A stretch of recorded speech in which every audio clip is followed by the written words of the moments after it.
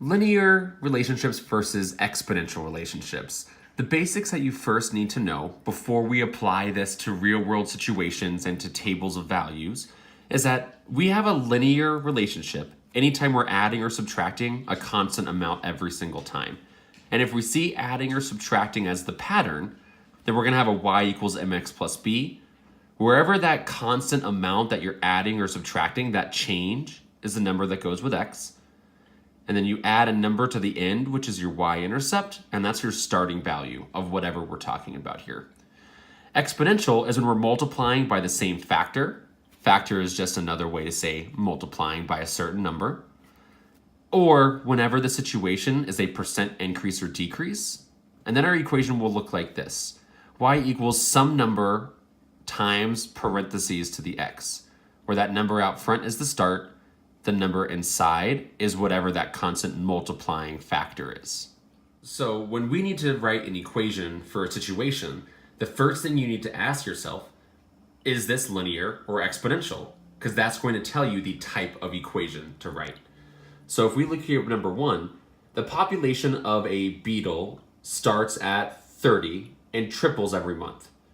So are we adding, subtracting, or multiplying as our pattern here? Well, we need to know the word triple is just a fancy way to say that we're multiplying by 3. Triple literally just means times 3. So this is going to be exponential. So we need a y equals a times b to the x. So I'm going to write y equals some number, parentheses, to the x. The number out front will be the start. The number in here will be what we're multiplying by. This says we're starting at 30 and we're tripling. We're starting at 30. Tripling means times 3. And that would be your equation for number 1.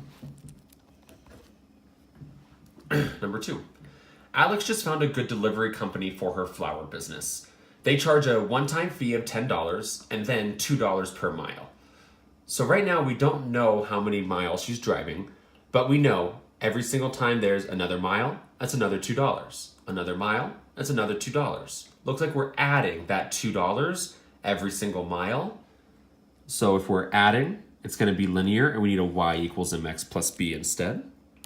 Y equals some number with x plus the y-intercept at the end.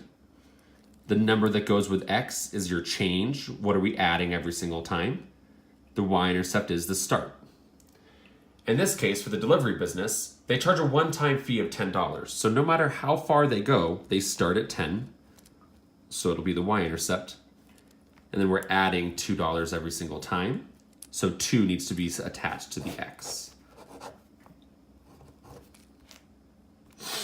Number 3. Brian invests $5,000 into the stock market. So far, the value of that investment has grown by a factor of 1.04 each year. Now, this kind of sounds linear, like we're adding 1.04, but we have to remember, if we're growing by a factor, factor means that is the same thing as multiplying. So if we see the word growing by a factor, we are going to have an exponential function. Factor means multiplying.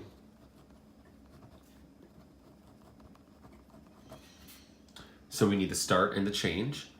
He starts by investing $5,000. Then it's growing by a factor of 1.04. So we will see a 5,000 out front, and it's 1.04 in the middle. Now the last one. Miss Jackson currently has about 10 gallons of gas in her car, and she uses about 0.5 gallons each hour that she drives. So it looks like every single hour, we're going to subtract 0.5. We used it.